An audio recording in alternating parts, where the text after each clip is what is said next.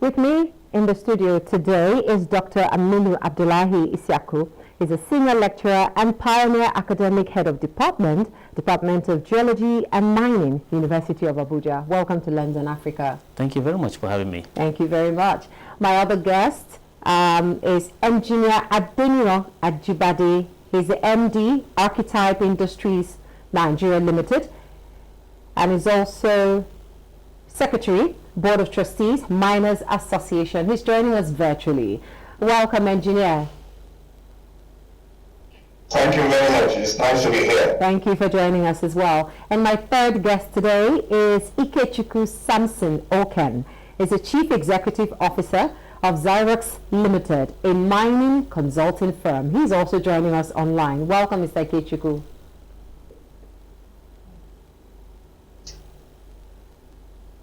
Welcome, Ikechukwu.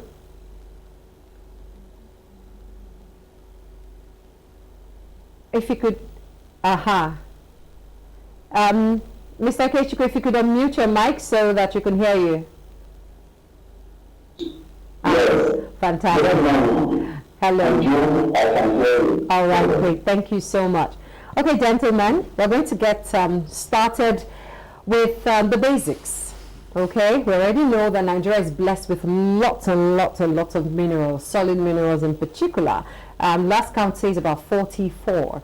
I would like for us to, learn a little bit about them. Could you mention some, sir, Doctor? Okay, in Nigeria we actually have a number of different varieties of minerals, depending on their geological locations and their modes of formation. So generally we have metallic minerals and non-metallic minerals. But to the mention of minerals to Nigerians, people will go for the gemstones, the gold and the rest of them. But minerals, the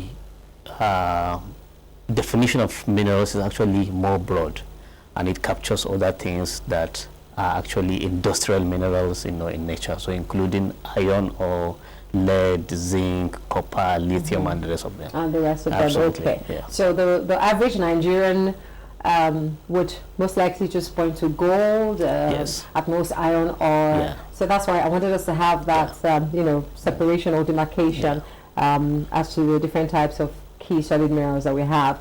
All right, now let's hit the ground running. What is illegal mining? What exactly does it mean? I'd like to have your take on it, and then I'll go straight to Engineer Ajibade. What is illegal mining? What constitutes illegal mining? Illegal mining in Nigeria generally is the bane of our development. It's a major problem that we have in the sector. Okay. Because largely the sector is being driven by these informal activities of people that are actually operating underneath the radar. So legal mining is the practice of mining that is not licensed by government and is not being overseen by government. Okay. So anybody that is involved in simply digging holes here and there and then extracting materials and either processing locally or exporting is generally being involved in an illegal mining. Okay. Yes. Now, with what you have just described, Engineer Ajibade, I'd like to ask, is it that we don't have any form of structure in place in terms of policy to be able to have this situation where illegal miners are working and, in quote, getting away with it? Engineer, sir? Yes, I hear you. Yes, we can hear you clear. Okay. There are structures in place. Okay. Government, when it comes to the Constitution, it's the federal government that controls solid minerals. Okay. And they have institutions and agencies of government for granting licenses. So anybody who wants to do mining the right way, you can always go to the mining cadastral office and then get your mining license and try and follow all the rules and regulations and all the requirements for mining. But be that as it may, there are some factors that are militating against businesses generally, but especially mining business in Nigeria, because mining is capital intensive, and you have to spend a lot of money on exploration work. So there is a kind of business that has a long gestation period. Okay. And you will need some, very good condition to be created for mining activities to, really do well, to proceed very well. Like you need risk funds, which can be used to drive exploration work, because unless you discover if you have an occurrence, it's different from an economic deposit. So from the level of a green field or from a brown field to being able to establish your reserve, all this will require a lot of investment along the way. And government needs to create an enabling environment for miners to be able to, do their business successfully. Okay. So definitely the structures are in place, the policies are in place, the regulatory environment is okay, but the economic condition, because if you say you want to go to the bank to go and borrow, to get a loan to be able to drive mining operation, definitely it's like trying to commit suicide, Wow. Because definitely you are talking about 20% interest rate, and with the high risk that is associated with mining business, and with the long gestation period, the level of investment in exploration before you can be able to establish an economic reserve, definitely that's not the best environment to operate mining. Okay. Thank you very much for your point of view on that. I'd like to ask Mr. Ikechukwu, so there's been talks about overlapping responsibilities between federal and state government when it comes to mining. So yes, like he just mentioned, it is the purview of the federal government. But at some point in time, do you have situations where there are overlapping responsibilities between the federal government and the state government? If yes, how is it affecting the state of mining in Nigeria today? Mr. Ikechukwu, if you could have that question. I think that the regulations they set up in industry has not been, some of the policies that are being introduced has not been publicized. A lot of the miners have not known laws and also the regulatory bodies that are made to even help mining. So when they come to enforce some of the laws that have been passed, the players in the industry find it strange due to lack of publicity. Okay. All right. Thank you very much for your thoughts on that. Now we'll go straight to talking about artisanal mining. What is that? Well, artisanal miners are people that are really engaged in mining activity, but at the very low level. Okay. So normally it's individuals that are being involved. But this time artisanal miners are being formalized and even registered, so that government can regulate them and even offer certain incentives to them, like extension services, even training, and even some infrastructure. So based on the category of the licensing, you really begin with the artisanal mining before you go to even small scale mining and then the large scale miners. So in terms of the sizes even of the cadastral units offered to artisanal miners is quite really small, beginning with just a single cadastral unit. So yeah. All right. Now what about indigenous mining? Indigenous miners are people that lives within communities and historically have been engaged in mining activities. So that indigenous miners are very local to that particular community, and they at times inherit the practice from their parents and from their grandparents. And so they also inherit alongside the techniques of mining, mainly at the rudimentary stages of it, just to know the various crude ways of doing certain things. But they do get some success at some point and get certain volumes out from the ground. All right. Engineer Ajibade, he has described artisanal mining for us, but I want to know, are there effects, positive and negative effects of artisanal mining? And if there are, could you share them? Oh, well, first of all, we're talking about Nigerians. Yes. Engaged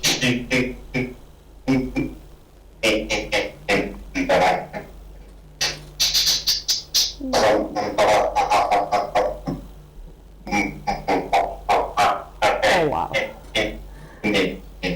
Engineer, sir?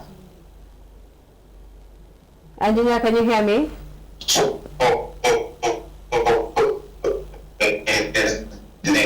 Okay. Engineer Ajibade, engineer. And artisanal mining is a global phenomenon because you have once there is. Yes, it's better now. It was really bad before. It's better now. System is not doing well. No. If you look at now, okay. Are you hearing me now? Yes. Are you hearing me now? Yes. Yes, okay. Artisanal mining is property driven, as long as there's poverty, whether it's in Brazil, whether it's in India, it's a global phenomenon. That's what I said earlier. Okay. And all we have to do is to see how we can manage it. And there was an effort by the federal government to intervene in terms of organizing and supporting artisanal miners. So there is an artisanal and small-scale mining department in the Ministry of Solid Minerals Development. So that is the positive part, the economic benefit, maybe to the traditional miners, that is the indigenous miners that are in the locality where the mineral resources are found. Then the other one is the negative aspect in terms of a disorderly manner and the unsafe mining practice. And these are the areas government can intervene and train and also support them. Okay. All right. Thank you very much, sir. Thank you for that. Mr. Ikechukwu, I'd like to confirm that you're still online. Fantastic. Now let's talk about the future prospect of mining in Nigeria. We've talked about some of the challenges, artisanal, indigenous. We've looked at how it might be unsafe, but at the same time, it still, yields to some extent. What is the future, or what are the future prospects of mining in Nigeria? What would you say, Mr. Ikechukwu? The future prospect of mining is very vital because the global world is trying to grow with new technology that needs solid minerals in order to develop those new technology that is going out from the fossil oil. And these minerals, we have a large chunk of them in almost 500 locations in the 36 states of Nigeria. Okay. And if it's being properly developed, will be part of the country that will contribute a lot to the raw material. And as you see that Nigeria, we are not the industrialized country harvested. We are now consumers. Most of this technology, we are not producing them, we are not manufacturing. Some of the raw materials that we have here, if we cannot manufacture, then let us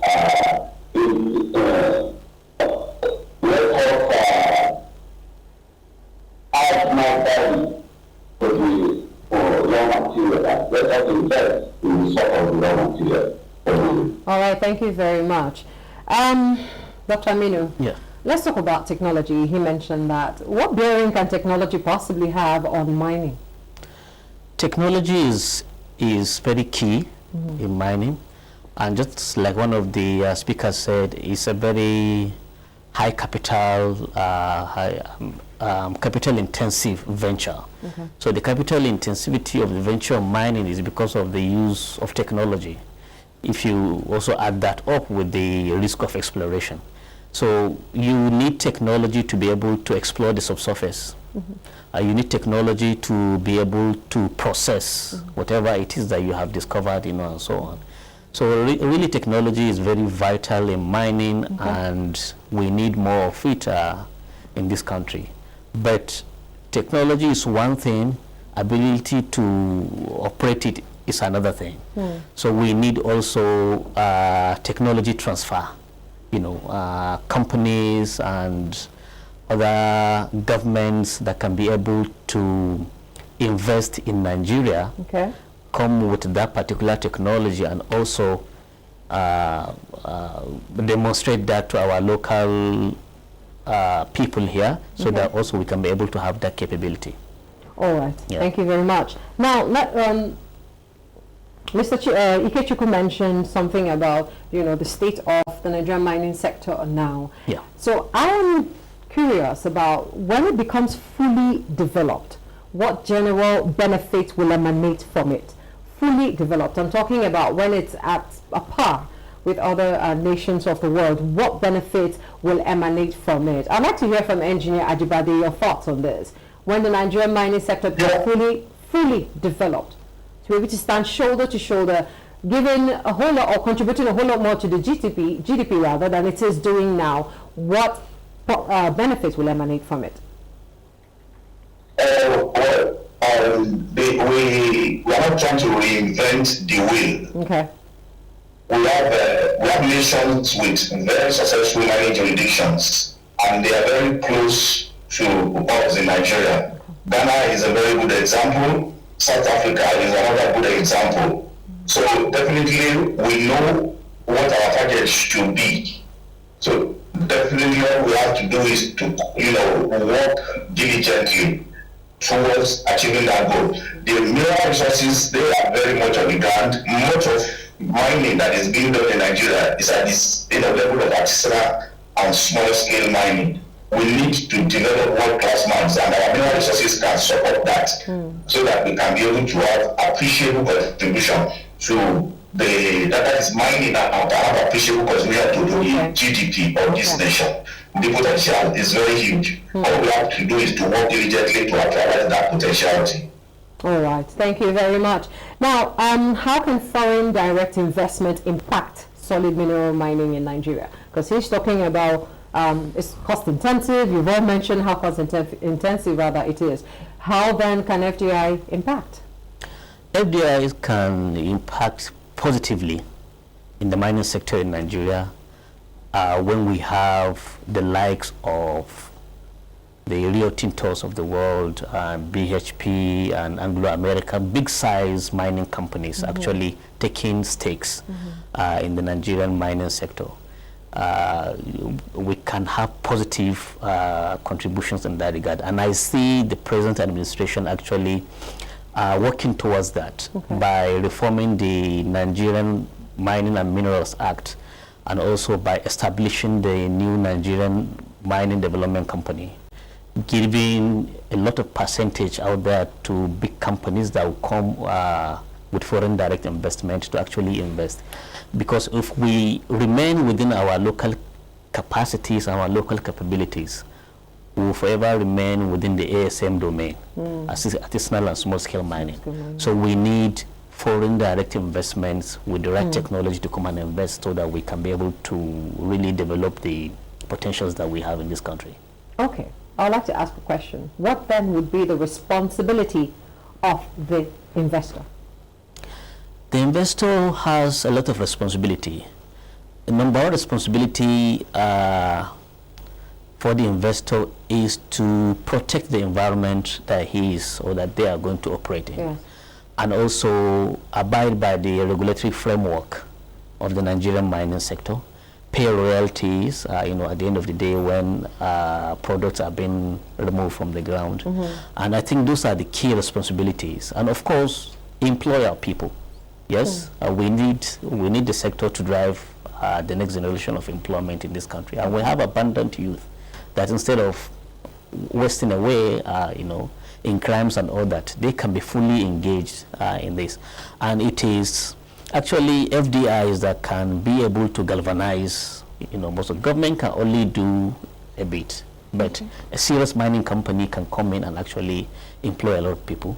If you also join that together with the artisanal and small-scale miners. All right, all right, thank you very much. Mr. Ikechukwu, what are your thoughts on the security situation that, is currently in Nigeria vis-a-vis the mining industry? Do you think that it's affecting it, or it has no bearing at all?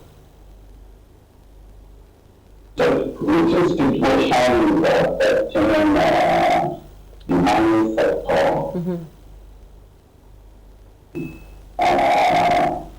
business in the country. And the mining sector, why is affecting us so much is the banditry mostly happens in the remote areas and communities. Okay. And most of the mining sites, they are located in remote forests or communities, and those bandits, armed men, that is where they mostly in their hideout. So it's affecting it, but the security forces of the task, one of the community in Nasarawa State is home and Solid. Okay. Because of the banditry in that Nasarawa State, the IDs, an army checkpoint barracks was set up just close to the bandits' hideout location, and they went there and smoked them out. Right now, we are having peace in that location. The banditry is also affecting us, but Nigeria also pass this program of administration. I believe they are fighting much to calm down the insecurity in the sector. Okay. Now, as a private, you are CEO of a mining consultancy company. Do you have to take certain steps on a personal level, to be able to ensure security of your workers, of your site? Have you ever had cause to do that? Mr. Ikechukwu, have you had cause to provide private security? Okay. Yes. Okay. Okay. I just needed to have that. All right. Engineer Dibade, let's talk about environmental sustainability. Oh. Okay. Yes. Oh, I thought you were done with your answer. Yes. If you could just answer quickly. Yes, we can. Can you hear me? Okay. Yes. We, the indigenous miners, mostly try to work with the whole community. Okay. So most of the communities, they have vigilante groups, which do the roots and climbs of all the community where they are mining. All right. Sometimes, if you employ the services of these security forces that comes from the city or the only hideout of the bandits. All right. But the services, if you get the services of the local vigilante, they are very active. The only thing is that they lack the arms to challenge those bandits. Okay. But we used to add the security force with the local vigilante, and that helps to cut down the security challenge. Thank you very much. Thank you very much. That sounds like a practical solution. All right. I was going to Engineer Adibade earlier. I wanted to talk about environmental sustainability. Are there steps being taken to ensure responsible mining practices? Yes. The Nigerian mining and Minerals Act 2007 and the regulations of 2011, there are ample provisions for the protection of the environment there. And I think the Mines Environment Compliance Department of the Ministry was deliberately set up in 2007 to be able to enforce environmental sustainability. So definitely there is the EIA and there is environmental protection plan that the company is supposed to have. Okay. That is also in addition to the safety practices that are required of each mining company. Okay. All right. So definitely government needs more enforcement in it. Nobody is going to mine without disturbing the environment, but you want to make sure that you mitigate the effects of the mining activities on the environment, and then you have to reclaim and restore the place after you close your mine. All right. Thank you very much, sir. Thank you so much, Engineer Dibade and Mr. Ikechukwu Samson. Okay. Thank you so much for your time. Thank you. Thank you. Thank you, sir. Thank you. Okay. I'll be wrapping up the conversation with asking you if you have any, let me use the word of advice, just something brief for those who are mining, whether on artisanal basis or indigenous miners. Is there something from your wealth of experience that you would like to share with them, maybe tilted towards this environmental sustainability? Yes. To achieve environmental sustainability, one need to be very responsible in the way they go about doing their business, and we all know the effect of impact of mining on the environment. Okay. The case of Zamfara poisoning, lead poisoning, is still fresh in our memories, where you have rampant, if you like, contamination of the water bodies there that led to poisoning of the wells and ingestion even of the lead material by children, and then so that is it comes at a cost if you don't protect the environment, if you don't involve in sustainability practices. And even at times sustainability practices do improve on your productivity, because by the time you design your activities to be more sustainable, then I think you get more productivity at the end of the day, and even more profit, if you do it really properly. So mining business generally in Nigeria can be said to be, it's still risky, but it can be profitable, really. And for the country, there are lots of potential that needs to be explored, and by the time the country actually develop this sector, I think it's going to drive the next GDP of this country. Interesting. Yes. Thank you very much. Okay. I've been speaking with Dr. Aminu Abdullahi Isiaku, Senior Lecturer and Pioneer Academic Head of Department of Geology and Mining, University of Abuja. Thank you for your time, Thank you sir. very much. Thank you very much. You've heard it all from him. You've heard it all from the three gentlemen I had a conversation with.